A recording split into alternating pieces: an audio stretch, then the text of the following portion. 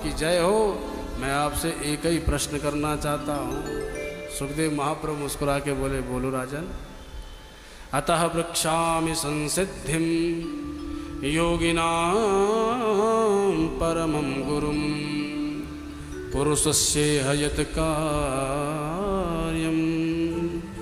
म्रियमाणस्य सर्वथा।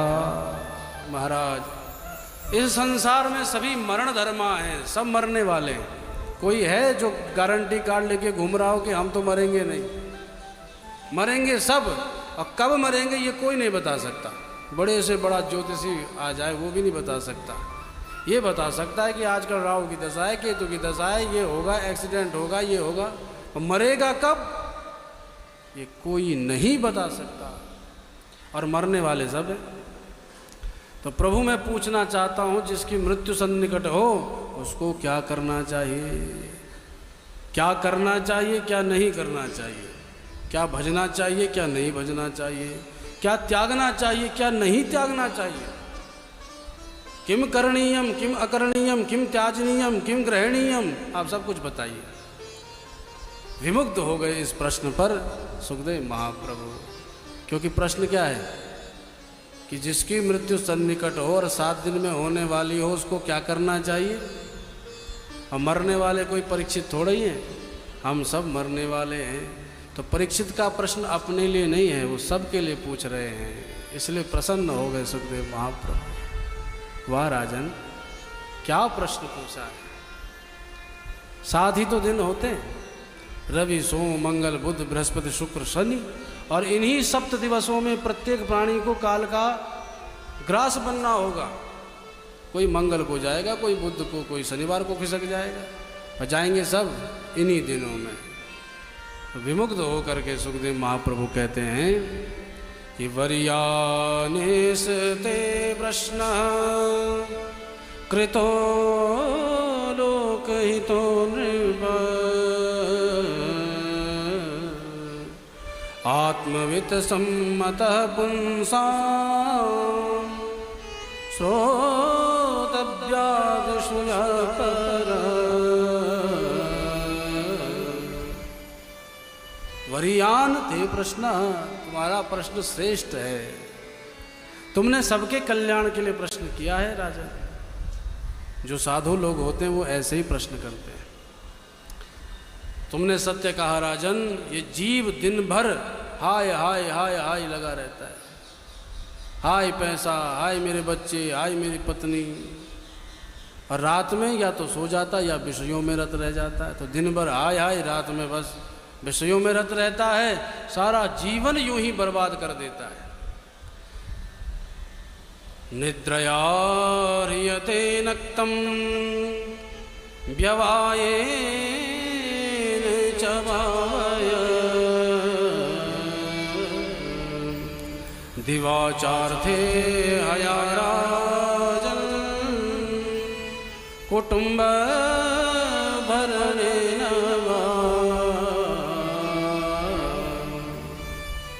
दिन भर कुटुंब के भरण पोषण में और रात्र में विषयों में रत या खटाटे बजा के सोता है। सारा जीवन बर्बाद कर देता है।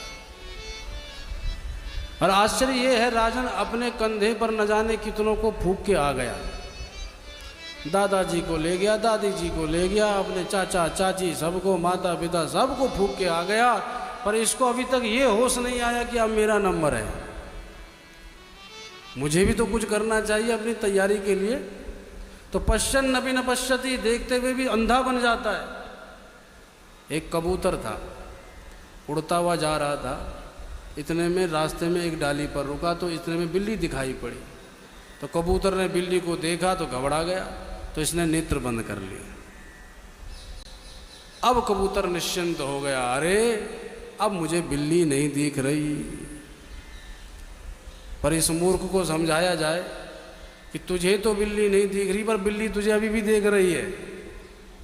अरे काल की ओर से हम भले ही नेत्र बंद कर लें, अरे छोड़ो, जब मरना होगा तब मरेंगे, पर वो तो प्रतिक्षण आगे बढ़ रही है, उसका क्या करोगे। अंत समय पर लोग बहुत घबराते हैं, बहुत रोते हैं। क्यों? क्योंकि पता है जीवन भर मैंने कुछ किया ही नहीं। जो जीवन में भगवान का भजन करते हैं उनको अंत में कोई कष्ट नहीं होता, उन्न हो करके जाते हैं। उन्हें पता है हमने बैकुंठ ही जाना है। और जो ये रोते रहते हैं इनको पता है हमने जीवन में कुछ किया नहीं, अंत में तो अब यमराज के डंडे खाएंगे, न जाने कैसे मारेगा वो। सो इसीलिए घबरा जाते हैं। तो भैया पहले से सावधान हो जाओ।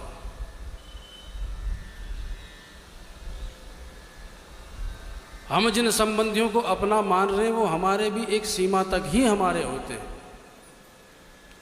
देखो सबसे निकट माता पिता हैं, फिर मित्र भी हैं, फिर भैया भी हैं, फिर पत्नी भी हैं, बेटा भी है, सब हैं। पर सबकी एक सीमा है, एक सीमा के बाद सब छोड़ के चले जाएंगे। साथी है मित्र गंग के जल बिंदु पान तक तक तक। ये हमने श्रवण किया किसके मुख से? अभी तो ब्रह्मलीन हो चुके वो परम पुरुष ब्रह्मलीन श्री राजेश्वरानंद जी महाराज के मुखार बिंद से सुना। महाराज हृदय में ये बात चुभ गई। कितनी सटीक बात श्री राजेश्वरानंद जी महाराज कहते थे।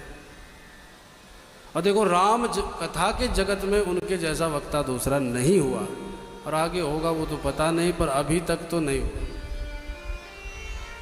एक एक चौपाई को ऐसे गाते थे, सारा राम चरित्र दृश्य दिखाई पड़ने लगता था, मूर्तिमंत। और चौपाइयों को इतने सरल तरीके से समझाते थे कि महाराज कोई गधा ही होगा जो नहीं समझ पाएगा, अन्यथा वो राम का दीवाना हुए बिना नहीं रह सकता। तो उनके ही मुख से हमने ये सुना था जो हम आपको सुना रहे।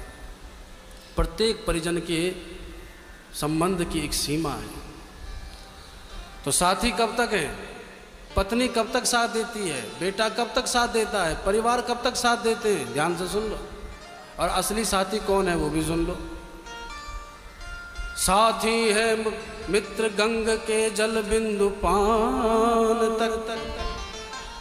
अर्धांगिनी बढ़ेगी तो केवल मकान तक तक।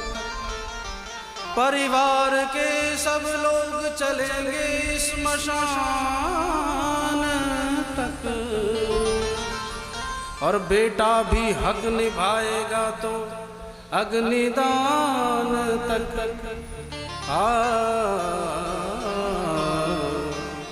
पर इससे तो आगे भजन ही है साथी। हरि के भजन बिन अधूरा रहेगा। इससे तो आगे भजन ही है साथी। हरि के भजन बिन अकेला रहेगा। साथी है मित्र गंग के जल बिंदु पान तक। अर्धांगिनी बढ़ेगी तो केवल मकान तक। परिवार के सब लोग चलेंगे श्मशान तक।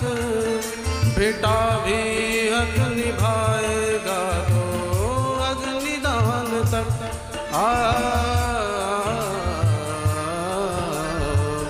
इससे तो आगे राम ही है साथी।